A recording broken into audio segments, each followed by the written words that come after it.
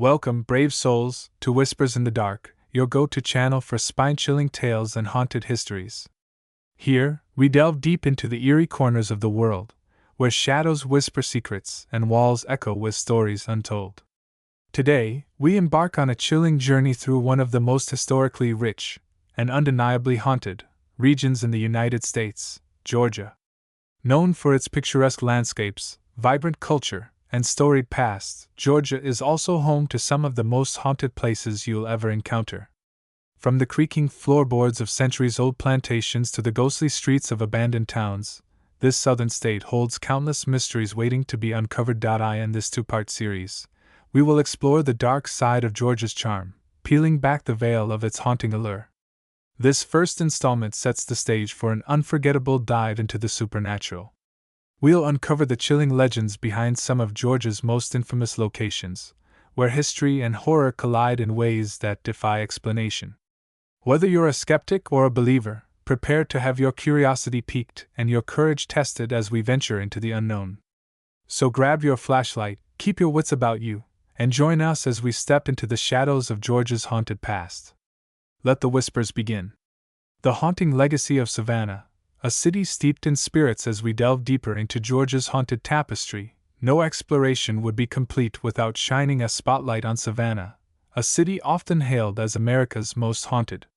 Nestled along the Atlantic coast, Savannah exudes an irresistible blend of southern charm and historical gravitas. Its cobblestone streets, moss-draped oaks, and stately antebellum homes evoke a sense of timeless elegance.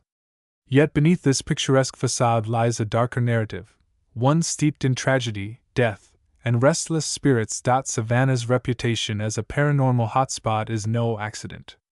Founded in 1733 by General James Oglethorpe, the city quickly became a hub of colonial activity, trade, and military conflict. However, its strategic importance came at a cost. Over the centuries, Savannah bore witness to countless battles, epidemics, and acts of violence that left their indelible mark on its soil.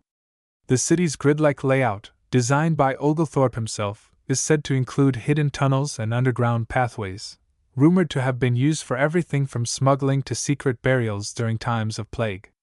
These subterranean labyrinths are believed to harbor spirits who refuse to leave, their anguished cries echoing through the ages. One cannot discuss Savannah's haunted history without mentioning its role in the transatlantic slave trade.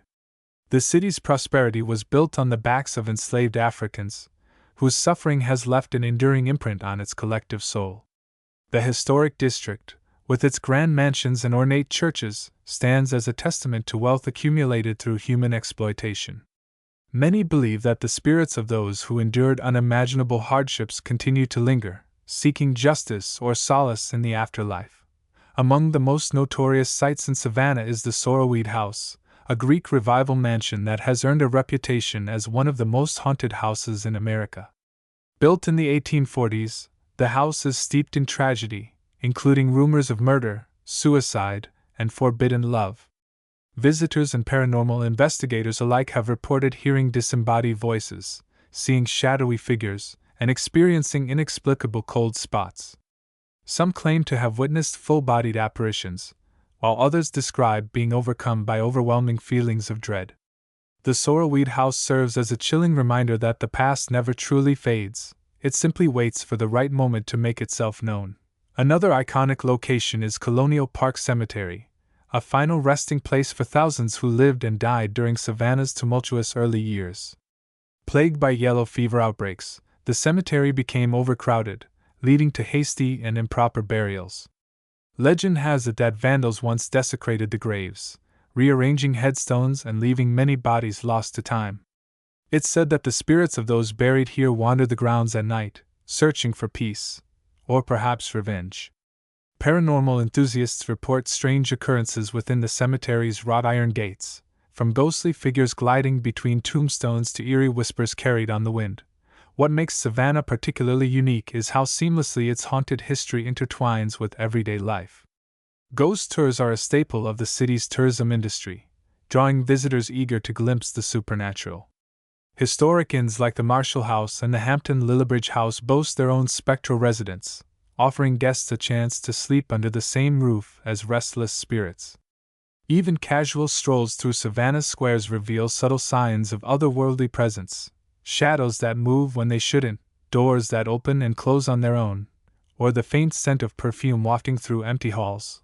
For those willing to listen, Savannah speaks volumes about the weight of history and the persistence of memory. Its haunted legacy serves as both a cautionary tale and a call to reflection, urging us to confront the darker chapters of our shared past. As we continue our journey through Georgia's most haunted places, remember that Savannah is not merely a backdrop for ghost stories. It is a living, breathing testament to the enduring power of the unseen. And if you dare to visit, tread lightly. You never know who, or what, might be watching. The Moon River Brewing Company, where history brews with the supernatural nestled in the heart of Savannah's historic district, the Moon River Brewing Company stands as a striking convergence of Southern hospitality and spectral intrigue. Housed within the walls of the former City Hotel, one of Savannah's oldest structures, this brewery has become synonymous with the paranormal.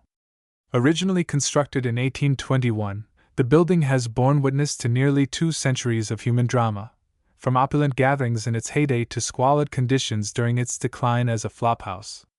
Each chapter of its storied past seems to have left behind echoes of lives interrupted, and today, those echoes manifest as some of the most compelling ghost stories in the region. The Moon River Brewing Company's haunted reputation is well documented, drawing thrill-seekers and skeptics alike to experience its unsettling energy firsthand. Employees and patrons frequently recount encounters with a malevolent spirit known only as Toby. Described as a homeless man who met a violent end inside the building, Toby is said to haunt the upstairs area, particularly the second-floor balcony. His presence is often accompanied by icy drafts, the sound of heavy footsteps, and objects being moved or knocked over. More disturbingly, several staff members have reported physical altercations with Toby's ghost, claiming to have been pushed, scratched, or even choked by an invisible force. But Toby isn't the only specter said to roam the brewery. The building's basement, once used as a holding cell for prisoners awaiting trial, is rumored to be a hotbed of paranormal activity. Visitors who descend into its dimly lit depths often feel an oppressive weight pressing down on them, as though the air itself is thick with despair. Shadowy figures have been spotted darting across the room, while disembodied voices whisper unintelligible words in the darkness. Some claim to hear the faint clinking of chains, a grim reminder of the injustices suffered by those imprisoned below. Perhaps the most harrowing tales stem from the tragic history of disease and death associated with the site. During the yellow fever epidemic of the 19th century, the City Hotel served as both a refuge and a death trap for afflicted individuals. Many who sought shelter there succumbed to the illness, their bodies hastily buried in unmarked graves nearby. It's believed that these victims still haunt the building, their restless spirits unable to find peace. Staff members report seeing apparitions of gaunt, pale-faced figures wandering aimlessly through the halls, their hollow eyes reflecting the anguish of their final days. At night, the faint sound of coughing can sometimes be heard drifting through the corridors, a chilling reminder of the epidemic's devastating toll. Despite, or perhaps because of, its haunted reputation, the Moon River Brewing Company thrives as both a popular drinking establishment and a magnet for paranormal investigators. Countless teams armed with EMF detectors, thermal cameras, and audio recorders have conducted investigations within its walls, capturing evidence ranging from EVPs, electronic voice phenomena, to inexplicable temperature fluctuations. One particularly famous incident involved a team member who captured a photograph of a translucent figure standing near the bar, its features eerily reminiscent of a Civil War-era soldier. Skeptics may dismiss such accounts as mere coincidence or overactive imaginations, but for those who've experienced the brewery's supernatural side, there's little doubt that something, or someone, is watching. What sets the Moon River Brewing Company apart from other haunted locations is its accessibility. Unlike private residences or restricted historical sites, this establishment welcomes visitors with open arms, inviting them to sip craft beer while keeping one eye peeled for signs of the otherworldly. For locals and tourists alike, it offers a rare opportunity to engage with Savannah's haunted history in a tangible way. Yet, for all its charm and conviviality, the brewery remains a place where the boundary between the living and the dead feels perilously thin. So, whether you're raising a glass to toast the city's storied past or braving the basement in search of ghosts, remember, at Moon River Brewing Company, history doesn't just brew, it haunts. Andersonville Prison, a relic of suffering and spectral echoes in the rolling countryside of southwest Georgia, lies Andersonville, a name that evokes images of unspeakable suffering and loss. Officially known as Camp Sumter during the Civil War, Andersonville Prison was established in 1864 to house Union soldiers captured by Confederate forces. What began as a desperate attempt to manage overcrowded prisoner populations quickly descended into a humanitarian catastrophe. Designed to hold no more than 10,000 men, the camp's population swelled to over 33,000 at its peak, leading to horrific conditions that claimed the lives of nearly 13,000 prisoners. Today, the site stands as a somber memorial to the atrocities of war, but it is also whispered to be a place where the dead refuse to rest. The sheer scale of suffering endured at Andersonville is difficult to fathom. Men were crammed into an open-air stockade with no shelter from the elements, forced to endure scorching summers and freezing winters. Dysentery, malnutrition, and exposure ran rampant, exacerbated by the lack of proper sanitation and clean water. The prison's commander, Captain Henry Wirz, was later executed for his role in overseeing the camp, making him the only Confederate officer tried and convicted of war crimes. Yet, even amid such documented horrors, there are stories that transcend the historical record, stories of spectral figures and unearthly sounds that suggest the victims of Andersonville may still linger.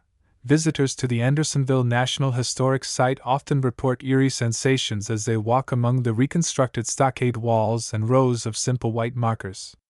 Many describe feeling an inexplicable heaviness in the air, as though the weight of decades-old grief presses down upon them. Others claim to hear faint murmurs or the distant shuffle of feet, though no one else appears to be around. One frequent account involves sightings of shadowy figures dressed in tattered uniforms, their forms flickering in and out of view before vanishing entirely. Some believe these apparitions are the spirits of Union soldiers, forever trapped in a purgatory of pain and despair. The most haunting reports come from those who venture into the museum and archives housed on the premises. Here, artifacts from the prison, including rusted shackles, personal belongings, and photographs of emaciated prisoners, serve as stark reminders of the camp's brutal reality. Yet, it is said that these relics carry more than just historical significance. They seem to pulse with an unsettling energy. Museum staff have recounted instances of objects inexplicably moving or falling off shelves, while visitors describe feeling sudden chills or hearing faint cries for help emanating from empty rooms. In one chilling episode, a security guard patrolling the grounds late at night reported seeing a group of translucent figures standing in formation near the reconstructed stockade. When he approached, they dissolved into mist, leaving behind only silence. Paranormal investigators have long been drawn to Andersonville, intrigued by its reputation as a nexus of residual hauntings. Using tools like infrared cameras and audio recording devices, researchers have captured evidence suggesting the presence of unexplained phenomena. Thermal imaging footage shows fleeting heat signatures appearing and disappearing without explanation. While skeptics argue that such findings could be attributed to environmental factors or equipment malfunctions, believers see them as proof that the spirits of Andersonville's victims remain tethered to the land where they suffered so greatly. What makes Andersonville uniquely terrifying is not just its haunted reputation but the visceral connection it fosters between the living and the dead. Unlike other haunted locations tied to individual tragedies, Andersonville embodies collective trauma on an almost incomprehensible scale. Walking through the site, one cannot help but feel overwhelmed by the enormity of what transpired there. The ground itself seems saturated with sorrow, each blade of grass and patch of dirt imbued with the memory of lives cut tragically short. For those brave enough to visit, Andersonville offers a sobering glimpse into humanity's capacity for cruelty, and perhaps a reminder of the resilience of the human spirit. Yet, it also serves as a chilling testament to the idea that some wounds never fully heal. Whether viewed as a sacred memorial or a haunted battlefield, Andersonville continues to resonate with the echoes of its past, ensuring that the voices of its victims will never be silenced. The Orpheum Theater, where applause meets apparitions, step into the grandeur of Macon's Orpheum Theater, and you'll find yourself transported to a bygone era of velvet curtains, gilded balconies, and the lingering scent of old-world glamour. Opened in 1884, this architectural gem has hosted luminaries ranging from vaudeville performers to opera singers, earning its place as a cultural cornerstone of Middle Georgia. Yet beneath its polished veneer lies a darker narrative, one woven with threads of tragedy, passion, and the supernatural. The Orpheum Theater is not merely a venue for entertainment, it is a stage where the boundaries between life and death blur, leaving audiences and actors alike questioning whether the applause they hear comes from the living or the departed. The theater's haunted reputation stems from a series of incidents that span its storied history. One of the most enduring legends centers around a young actress named Emily, whose promising career was cut tragically short. According to local lore, Emily fell ill during a performance in the early 1900s and collapsed backstage. Despite efforts to save her, she succumbed to her illness shortly thereafter. Since then, numerous reports have surfaced of a spectral woman clad in a flowing gown roaming the halls and wings of the theater. Performers preparing for shows have described seeing her reflection in mirrors, only to turn and find no one there. Some claim to feel a gentle touch on their shoulder or hear soft humming emanating from empty dressing rooms, believed to be Emily rehearsing lines she never had the chance to deliver. Beyond Emily's ghostly presence, the Orpheum is said to harbor other spirits who refuse to relinquish their connection to the stage. Among them is a mischievous entity dubbed the Phantom Usher, whose antics range from playful to downright disruptive. Ushers working late shifts have reported chairs shifting positions on their own, spotlights flickering erratically, and ticket stubs mysteriously disappearing from locked boxes. On several occasions, actors have found props missing only to discover them later in unexpected locations, as if someone, or something, was rearranging the set. While these occurrences might seem harmless, they contribute to an atmosphere of unease that permeates the building, reminding everyone present that they are not alone. Perhaps the most spine-chilling tale involves a fire that ravaged the theater in the 1920s, claiming the lives of several patrons and staff members. Though the structure was rebuilt and reopened, it is said that the spirits of those who perished in the flames still linger, their anguish etched into every corner of the space. Visitors recount hearing faint screams and the crackling of burning wood, even though no fire has touched the premises in nearly a century. During renovations in the 1990s, construction workers refused to enter certain areas after repeatedly encountering cold spots and unexplained noises. One worker claimed to have seen a charred figure standing in the shadows, its face obscured by smoke. When he called out, the figure vanished, leaving behind only the acrid smell of ash. Modern-day performances at the Orpheum often serve as unintentional seances, with cast and crew reporting strange occurrences that defy logical explanation. Musicians have described instruments playing themselves during rehearsals, while lighting technicians swear they've seen apparitions walking across the stage during blackouts. Audience members seated in the upper balcony sometimes report feeling an unseen presence leaning against their chair or brushing past them, despite ample empty seats nearby. These experiences lend credence to the belief that the theater operates as a liminal space, a threshold between worlds where the dead continue to seek solace or closure. For paranormal enthusiasts, the Orpheum Theater presents a tantalizing opportunity to explore the intersection of art and the afterlife. Even seasoned skeptics admit to feeling an undeniable shift in energy when stepping onto the stage, as though the weight of countless performances and tragedies hangs heavy in the air. What sets the Orpheum apart from other haunted theaters is its ability to evoke both awe and apprehension. It is a place where creativity thrives alongside chaos, where the thrill of live performance coexists with the chill of the unknown. Whether you attend a show or simply wander its hallowed halls, the Orpheum demands respect, not just for its artistic legacy, but for the restless souls who call it home. As you take your seat and wait for the curtain to rise, remember, the applause you hear may be more than just admiration for the living. It could very well be a standing ovation from those who never left the stage. The ghostly tunnels of Augusta. Beneath the surface lies a forgotten world in the bustling city of Augusta, where the Savannah River winds lazily through verdant landscapes and historic neighborhoods, lies a hidden network of subterranean tunnels that few dare to explore. These underground passages, carved out of necessity and desperation, serve as a chilling reminder of the city's complex and often tragic past. Once used for clandestine purposes ranging from smuggling goods to hiding runaway slaves, the tunnels now stand as silent witnesses to secrets long buried, but far from forgotten. To step into their dimly lit corridors is to enter a realm where history merges with the supernatural, where whispers of the past mingle with the groans of restless spirits.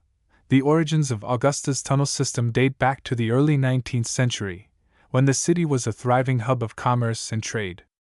Merchants and entrepreneurs utilized the labyrinthine passageways to transport goods discreetly, avoiding taxes or scrutiny from authorities. During the Civil War, the tunnels took on a darker purpose, becoming conduits for espionage and illicit activities. But it is their association with the Underground Railroad that lends them their most haunting legacy. Enslaved individuals seeking freedom risked everything to navigate these narrow, suffocating spaces, relying on the kindness of abolitionists who provided safe passage. Tragically, not all who entered the tunnels emerged alive. Some succumbed to injury, exhaustion, or betrayal, their bodies hastily concealed within the earth. Today, the tunnels are largely abandoned, their entrances sealed off or obscured by time and neglect. Yet, those brave enough to venture inside speak of an oppressive atmosphere that defies explanation. The air grows colder with each step, carrying with it the unmistakable scent of damp soil and decay. Faint echoes reverberate through the darkness, resembling distant footsteps or muffled cries for help. Visitors often report feeling an unseen presence brushing against them, accompanied by a profound sense of dread that intensifies the deeper they go. Some claim to see shadowy figures darting just beyond the reach of their flashlights, vanishing before they can be identified. Others describe hearing disembodied voices calling out names or pleading for release, their tones laced with anguish. Among the most harrowing accounts is that of a local historian who stumbled upon a previously unknown section of the tunnels while researching Augusta's involvement in the Underground Railroad. Armed with only a lantern and a notebook, he ventured further than intended, drawn by an inexplicable compulsion. As he turned a corner, he was confronted by the apparition of a gaunt, barefoot man chained to the wall. The figure's hollow eyes seemed to pierce his soul, and before he could react, the vision disappeared, leaving behind only the faint rattle of phantom chains. Shaken but determined, the historian returned multiple times in hopes of uncovering more evidence, only to find himself plagued by recurring nightmares of being trapped in the tunnels, pursued by shadowy figures intent on dragging him into eternal darkness.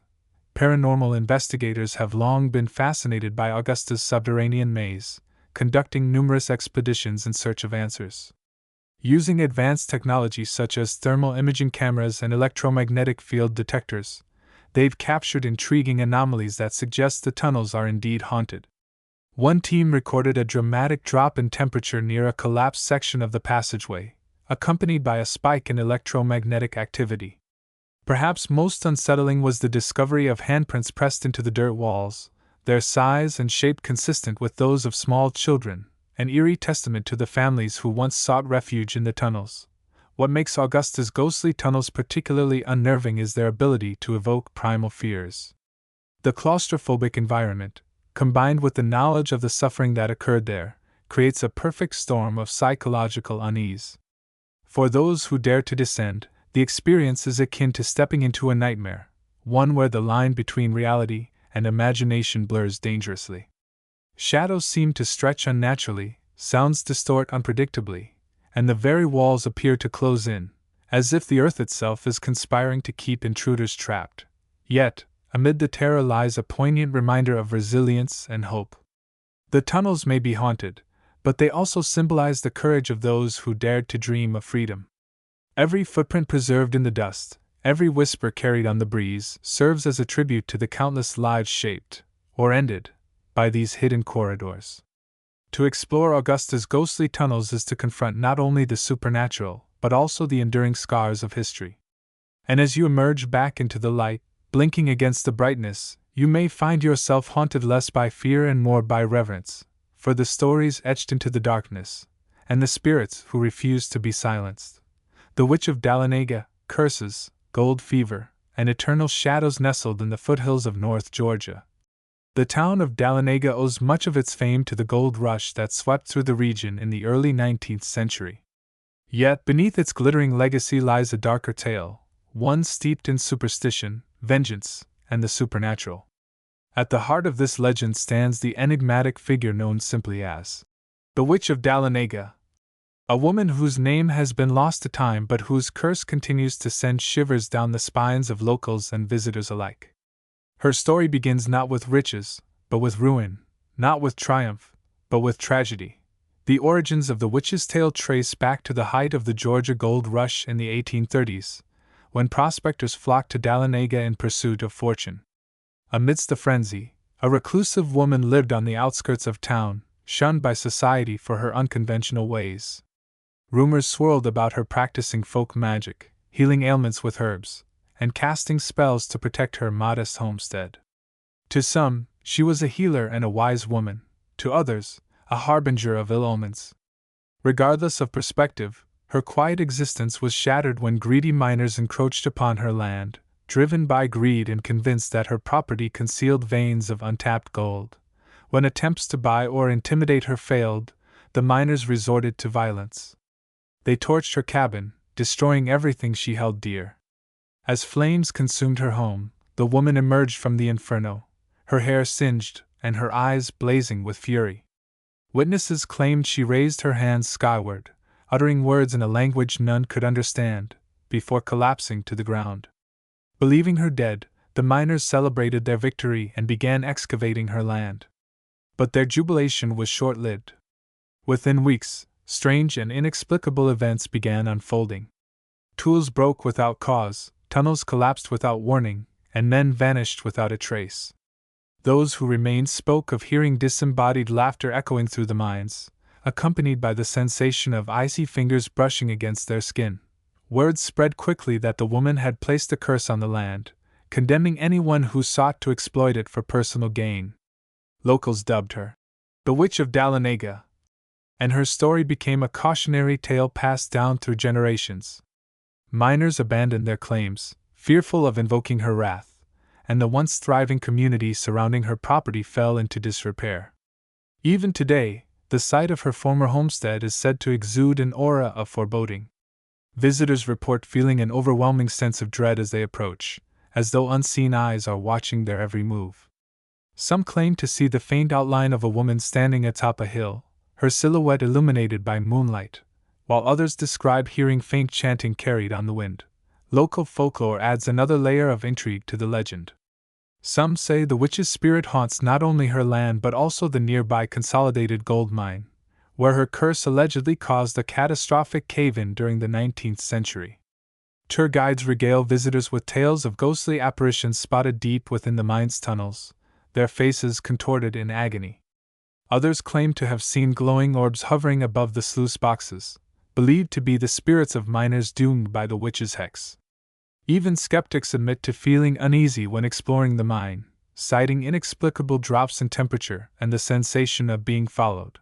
What makes the Witch of Dahlonaga's legend so enduring is its blend of historical context and supernatural mystique. She represents not just a victim of greed and injustice but also a symbol of resistance against exploitation. Her curse serves as a reminder that the pursuit of wealth often comes at a cost, one measured not in dollars but in lives, livelihoods, and souls. Whether viewed as a vengeful spirit or a misunderstood protector, her presence looms large over Dahlonega, casting a shadow that stretches far beyond the bounds of her ruined homestead. For those who dare to visit, the Witch of Dahlonega offers a sobering glimpse into the darker side of human ambition, and the price of disturbing forces best left undisturbed. As you walk the trails where her footsteps once echoed or peer into the depths of the cursed mines, remember, the gold you seek may come at a cost too great to bear. And should you hear the faint sound of laughter on the breeze, heed the warning. The Witch is watching. As we draw this first chapter of our haunted journey through Georgia to a close, let us pause to reflect on the myriad stories that have unfolded before us. From the spectral streets of Savannah to the cursed tunnels of Augusta, from the tragic echoes of Andersonville to the lingering wrath of the Witch of Dahlonega, we have encountered a tapestry of terror woven with threads of history, emotion, and the supernatural. These places are not mere backdrops for ghost stories. They are living monuments to the resilience of the human spirit and the enduring power of memory. They remind us that the past is never truly buried. It breathes, it whispers, and sometimes it screams. This exploration of Georgia's haunted heritage is far from over. In part 2 of our series, we will venture even deeper into the shadows, uncovering more chilling tales and forgotten legends. We'll step into places where time seems to stand still and the veil between worlds grows thin. Whether you are a skeptic seeking intrigue, or a believer chasing goosebumps, the next installment promises to deliver an unforgettable descent into the unknown.